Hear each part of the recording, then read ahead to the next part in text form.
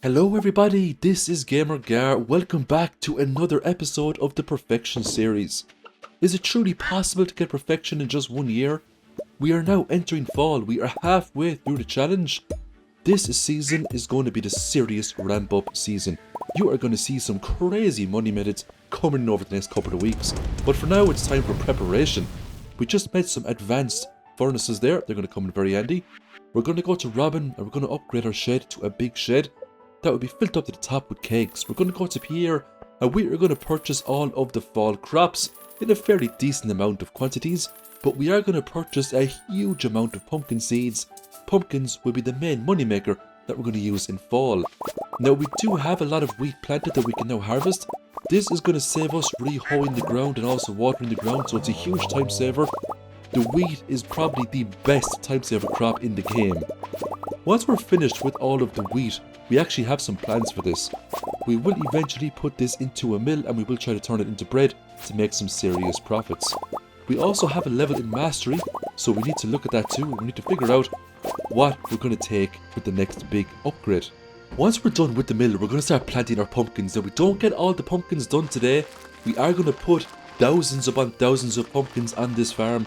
So over the next few days, you're going to see a big grind when it comes to putting down sprinklers, hoeing up the ground, putting down tons of pumpkins. It is going to pay off dramatically. Now, we made 102,000 gold today. It was nice. The majority of this comes from iridium bars. Skull Caverns is still a great place to go, whether it be early game, mid game or late game. It's a nice chunk of money. We can use that to get more pumpkins. Today was raining, which was great. We're going to collect our wheat flour. We got 961 pieces there. We will turn that into bread for extra profit.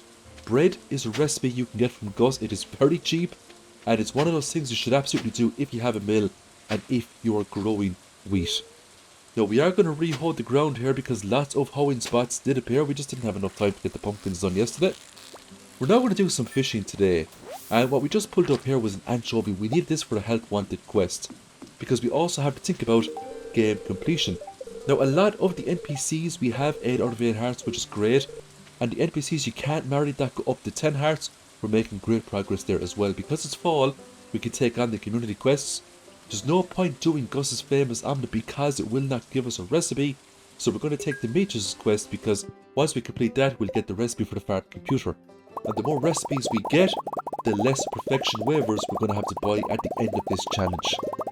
Once we make all this bread, we make a lot. We're going to sell that. We're actually going to get a lot of money for that. We're going to get well over 50,000 gold for that bread. We're going to check out the Quick Quest as well.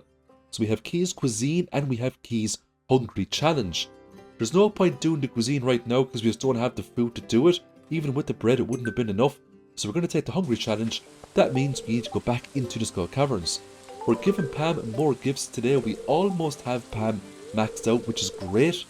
Tomorrow is also a rainy day, which makes it very handy for us to just hoe up the ground and put down crops. But even if it wasn't raining, we would still have more than enough time to get 2 full batches of pumpkins planted and harvested. Now Pierre was gone to Ginger Island today, so instead we had to deal with the automated counter, which was fine. We sold the bread. That put us up to over 200,000 gold. Now we are going to purchase an absolute ton of pumpkin seeds today. We're going to get 2 full stacks. That's almost totaling 2,000 pumpkins. So it's going to be a serious grinder to get the farm set up with this. So we're going to have to re-hoe the ground here. Now look, we have the copper hoe. It's not bad, but it will take us more or less the whole day to get this done. But it's necessary if we want to get perfection in year 1. Because despite the fact that a lot of it's going to come down to game completion, you have to think about the golden clock. You have to think about the 4 warp obelisks.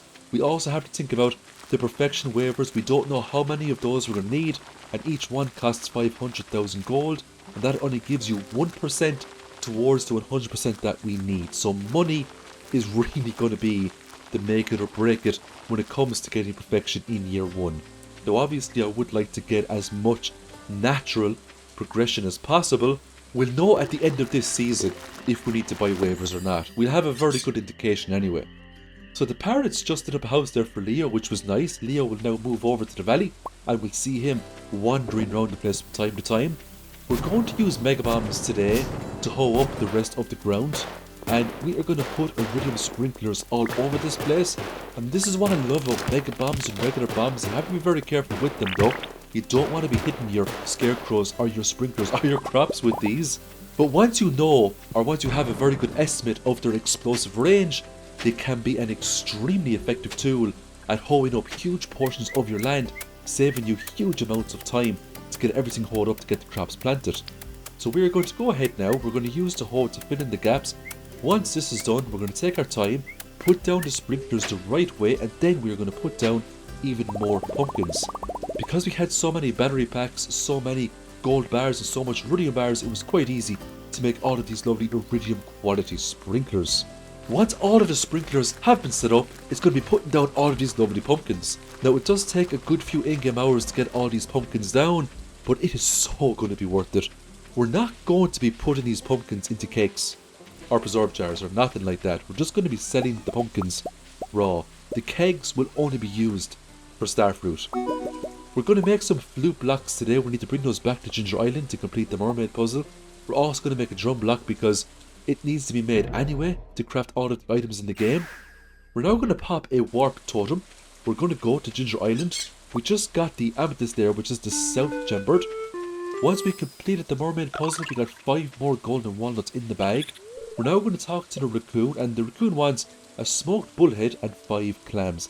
That'll be fairly simple to do. It was now time to enter the mastery cave. I was trying to figure out what mastery would best facilitate us in terms of getting perfection in year 1. I decided to go with the fishing mastery. There's a few reasons for this. There's a good chance we may get the extended family quest, which means we can start pulling up legend 2s.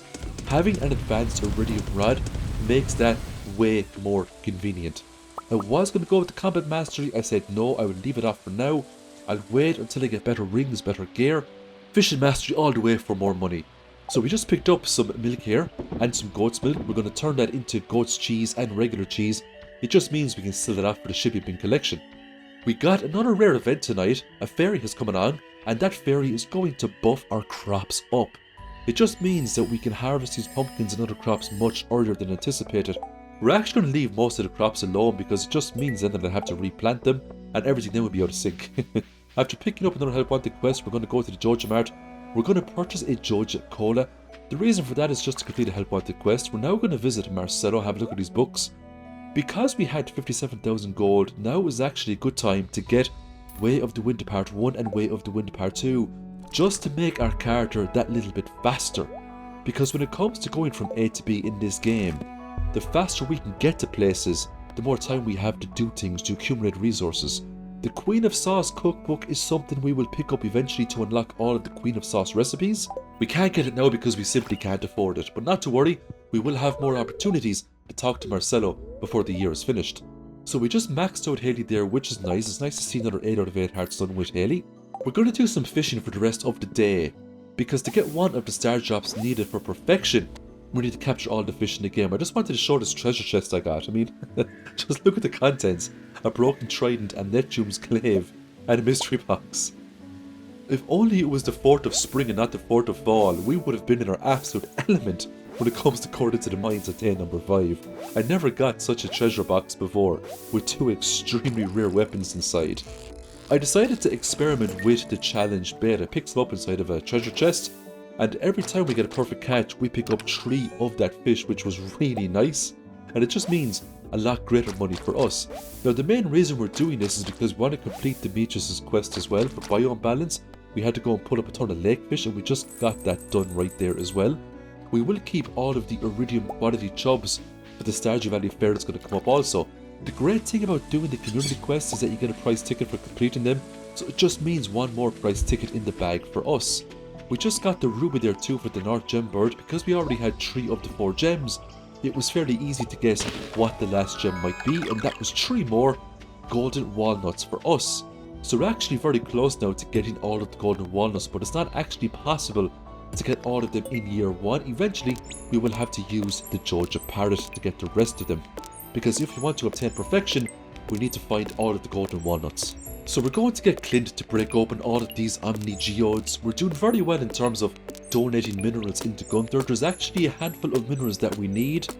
One mineral in particular is the Neptunite. We really need that mineral to complete the mineral collection. Every couple of days we are going to the quarry. We haven't forgotten about this place. We are collecting our oak resins. We actually have a fair amount of oak resins accumulated now, and they're inside a chest waiting to be turned into cakes. We also whack the trees occasionally as well just to get more moss, because we still need huge amounts of moss to make a lot of the 1.6 items in this game. Using the prize tickets we get some mystery boxes and we get a decoration. But if you look closely, 2 more prize tickets we will get ourselves another star drop tea. The star drop teas are still essential when it comes to making sure we max out all of the Stardew Valley NPCs in just 1 year. So we just completed one of the raccoon quest lines there. We got some broccoli seeds. We will put those straight on the farm. We're going to sell Marlin items that we just don't need anymore, bringing our gold up to 11,000. Taking a look at the monster eradication goals, we're over halfway there with the slimes. We need to do some work with the void spirits. We're also over halfway there with the dust sprites. So we will put a lot more work into the dust sprites over the next couple of days as well. If we take a look at the advanced monsters, the mummies, the pepper rexes, the serpents, the magma sprites, we have some figures up, but there's still a ways to go. The vampire ring will come in very handy for Key's Hungry Challenge. There is a chance that it may activate and it could give us some health upon slain enemies. We just pulled up the midnight cart tonight as well, which was needed for the fishing collection, and because we were in fall, we could go ahead and we could fight the legendary fish of this season, Angler. The Angler is one of the easier legendary catches. We're now going to visit the desert trader. We're going to trade in 3 prismatic shards for a magic rock candy, and that is one of the most powerful buff foods you can get in this game. While we're here, we might as well pick up all of the cactus fruit and the coconuts. We are going to do a skull cavern run today, so we're going to select the perk there from the dwarf statue, and that is plus 1 ore per vein. It's Elliot's birthday as well, so we took a warp totem to the beach. We give Elliot a gift. That's Elliot maxed out. Happy days. We're then going to use a warp totem, and that's going to bring us to the desert, straight into the skull caverns. It is time to get down to floor 100 to grab some lovely key gems. If we're struggling with health occasionally, the giant purple blobs will have hearts inside them. We can kill them to get 10 HP back. Now the shafts are double-edged swords, because if we fall down the shafts we will take damage to our HP, so we have to be very careful. Now, to be perfectly honest with you, I do take every single shaft that I see, because I'm fairly confident now in my combat abilities, regardless of what kind of enemy I come across. I do prioritize a lot of the purple blobs when I see them though, just to get some points back up on the health. Now, we got some treasure floor rooms today. We got 10 bombs there and that's nice. There's always a need for bombs. Every time I got attacked by a serpent or a slime, every single swing of my sword, I knew it would take me closer to perfection. And that's how I looked at all these encounters. Every time I saw serpents I said, well, you know what, we might as well kill them now, because eventually the time will come where we have to wipe out 250 of them to complete a monster eradication goal. So I did take my time on some floors and I did wipe out some monsters. It wasn't just rush, get down to floor 100. We had all day to do it. I also had some staircases as backup as well. Eventually we do get down to floor 100. Now, I don't have recordings after floor 100 because my recording software, decided to just stop working after an update that it got. But there wasn't a whole lot left in today anyway, and it was just a few more floors, a few more pieces of rudium ores and just things like that. It was now the 6th of fall. We were still in the first week of the challenge and progress was looking pretty good. So we started today by collecting some crops, and we're going to ship a lot of these off for the shipping bin collection. We will keep some for the recipes that we're going to cook up later on. We picked up cheese as well as a goat's cheese. We're going to sell those as well. And we're now going to smelt up some bars. We're going to get lots of copper bars and we're going to get iron bars. We need these along with wood and some oak resin to make some kegs. We're now going into the greenhouse, which is still fairly empty at the moment, but don't you worry, that greenhouse eventually will be filled up to the gills with starfruit. So we're giving Clint some gifts today, and we're also going to talk to Mayor Lewis as well. We have him on 6 out of 10 hearts, which will put a lot more work into Mayor Lewis. We're going to get Clint to process some geodes, and fingers crossed we are going to get the Neptunite today. We got Clint to break open one magma geode, and look what popped out. The Neptunite. I was so happy when this happened. That means I could turn the rest of those Omni geodes into treasure troves, and we can now focus on artifact collection. So it was nice to finally get all of the minerals done. And that is the page showcasing all of the minerals that have been donated to Gunther. There's a ways to go with the artifacts, but we have a lot of tough ones already gotten. And when I say tough ones, I mean ones you can't get from artifact troves. It was time to head into our big shed and fill it up with kegs. The only thing holding us back right now, believe it or not, was wood. We need to go and accumulate a lot more wood so we can make a lot more kegs, but we will get there eventually. It's also worth noting too that Robin sells wood at a very cheap rate in year 1. It exponentially increases in year number 2, so if we get really stuck later on in terms of outputting a certain amount of wine every couple of days, we can always turn to Robin and invest in some wood there. So we're going to go to Emily, give her a couple of things. We now have her up on 6 out of 8 hearts. We are now entering the volcano dungeon. Now, there is a monster eradication goal inside here. It's magma sprites and magma sparkers. I believe you have to kill something like 150 of them, so it is important that we come in here occasionally, especially in fall, and start accumulating a kill count for them. Picking up the hot Java ring was an absolute game changer. To top it all off, we also grabbed the diamond hunter. It just means when we pickaxe open a regular node, there's a chance a diamond may pop out. We also purchased some recipes off Dwarf there as well because we need all those for perfection. We made 161,000 gold today. Now most of that came from more iridium bars that we have been accumulating by doing skull cavern runs. The iridium bars are just coming in so handy. Now look, you're not going to get your warp obelisks or your gold clock with iridium bars, but they serve as an excellent stepping stone to get those things later on. Now we're going to go up to the summit today and we're going to combine some rings. I made another iridium band. That's going to be combined with the lucky ring, and we're going to combine a second iridium band with the hot Java ring. We now have a very nice interesting ring set up there because with the 2 bands we have real good magnetism as well. We're going to put 3 rubies into this galaxy sword, increasing its attack power. It just means a few less swings to wipe out enemies. We're now going back into the mid-level of the regular mines, farming up dust sprites and slimes, but now it's a little bit more fun because these lovely little sprites are dropping coffee drinks. They're dropping coal, they're dropping coffee, they're dropping triple shot espressos. It's just a wonderful enemy to farm up. Now once we get the kill count for those sprites done, we will get the burglar ring, and that means monsters will drop more loot, and that is going to be a magnificent addition to our combat setup. Eventually we're going to be running around the place with a parrot, the hot Java ring, the burglar ring, and every time we kill monsters, all sorts of stuff is just going to fly out of them. That's going to be great for us. Once we unlock the Monster Musk, hopefully we can get the Monster Musk sooner rather than later. That will dramatically increase the spawn rates of monsters on every floor. We'll be able to get some serious loot off these enemies. And all that loot of course can be sold for huge amounts of money. And all that money does help. You still need lots and lots of money to get a lot of things done in this game. We just completed the Monster Eradication goal there for Dust Sprites. I was so happy. We spent so much time going into the mines to get that done. I wiped out some skeletons before I passed out, and it was time for another community quest. Fragments of the past. We'll get the bone mill by doing this quest. We just need some bone shards. Now normally you can do this quest very quickly by going to the dig site, but because we needed monster eradication goals for the skeletons and because they also dropped bone fragments, I decided to start by farming up skellies. It just means I'm hitting 2 birds with the 1 stone, and of course if we see slimes, every single slime will also help towards getting that 1000 slime kill count. Now, we're going to get some things here. The burglar ring of course is really nice. We'll leave everything else. We'll collect those eventually and we'll sell them on. The insect head, it's a beautiful weapon, but at this moment in time, we just have way better gear. That burglar ring though is a game changer. I actually swapped out my iridium band and my lucky ring combination for the burglar ring for now. Because enemies are dropping more loot, it just means more money for me. We don't really need the luck right now. We don't need the attack boost or the magnetism. We just got the monster eradication goal there for the skeletons. So again, real good progress this week. We went back to Ginger Island and we repaired up the shop. We need this shop because it sells us some recipes that we'll get later on that we need to make to get perfection.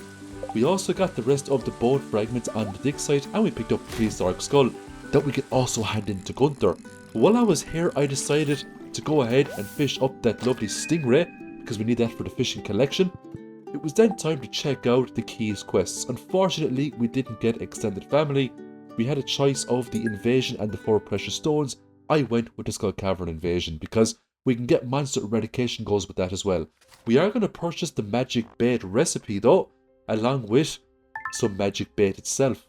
We can use that magic bait to capture all of the fish easily in fall so we don't have to worry about it in winter. We just fish up the lionfish there as well. So we're going to hand in the bone fragments to Gunther. That completed fragments of the past, 3500 gold in the bag. More importantly, the recipe for the bone meal the next day. Now for the rest of the evening, we're using our magic bait to get all different manner of fish you normally wouldn't get in fall. The bone meal was required the next day. We'll make one of those eventually. I made 90 more pieces of magic bait. We are going to do some serious fishing today, but first let's get our lovely rabbit's feet along with lots of eggs. We're going to sell all the eggs. Now a lot of you might say, why not make mayonnaise with those? I just didn't want to use up the resources for it. I just didn't think it was worth the time, to be honest. I'm just selling everything raw. I have some large goat's milk and large regular milk, so I can actually sell those as well for the shipping bin collection. I also made an oil maker here too, so I'm going to put a truffle into that to get back some truffle oil. We also need that for the shipping bin collection. We're going to pick up the berry basket for Linus, give Emily a carp for a help wanted quest. That's Emily almost maxed out. Another prize ticket for us. I gave Emily a rabbit's foot as well just to get the extra friendship points. We're now going to go to Mayor Lewis's ticket machine and we finally get our star drop tea. Very nice indeed. We also put up the spookfish as well, the pufferfish, the sea cucumber. We need all of these for the fishing collection, and we got the blobfish also. When all those fish were accumulated, it was then off down to the Cindersap forest, and we had a big ferocious battle here with the glacier fish. In my opinion, I know I said it all the time, but it's so true, it is the hardest legendary fish of the whole lot of them. Thankfully, it's not worth the most, the legend is worth the most. I also went to the waterfall, and I picked up the goby here as well. Went into the secret woods, picked up the wood skip, and then it was back into the mastery cave. What are we going to choose? The combat mastery, of course. It's time to unlock the power of the trinkets. It was up to the witch's lair and we pulled up the void salmon. After that, it was down into the mines. We grabbed the stonefish along with the ice pip and the ghost fish. We already had the lav eel, so we didn't have to go to floor 100. We also picked up the dorado. We also got the lingcod, the walleye, and we picked up the perch. Thank God for this magic bait. When we got the tiger trout, we finally got the master angler achievement. And that's how quickly you can actually capture all the fish in the game. 1 or 2 days, 3 days maybe, and you're done, you know. We don't have to worry about fishing anymore unless we want to make some money. Because we had so much money, we're going to go to the desert, talk to Sandy, and spend all of our cash on starfruit. We're also going to get some artifact troves by trading in some omni geodes. Fingers crossed we will get all of the artifacts and the museum finished sooner rather than later. We finally got Pam, 10 hearts. I was very happy about this. I'm getting claimed to break open some mystery boxes here. I ran out of money because I spent most of it on starfruit, but I did get a new book of power, the book of mysteries, and this increases the odds of obtaining mystery boxes. It was finally time to use this greenhouse to full effect. We're going to fill it up with starfruit. Now I could have taken out the quality sprinklers and put in iridium quality sprinklers. I decided to just leave it because I wanted to focus a lot more on Ginger Island in the very near future as well. It was time to go back into the mines to farm up duggies. I find that floor 15 is the best floor to go down and fight these things to get the monster eradication goals. Because it's such a small floor, you can just run down, check dirt patches. If none of them pop up, just take the ladder, rinse and repeat, because it's a checkpoint floor. I also picked up an ancient seed as well, which was great. I can now finally put ancient fruit into the greenhouse because we need to sell one of those for the shipping bin collection. And that is another Stardew Valley Let's Play complete. We're getting there. It's going to be very interesting to see if we can get perfection in the first year. I'm very excited about this. And in the next week or so in real life, we will actually have our answer. Thanks again everyone for watching. I really appreciate you. Big shout out to my channel members and I hope to see you all in the next challenge.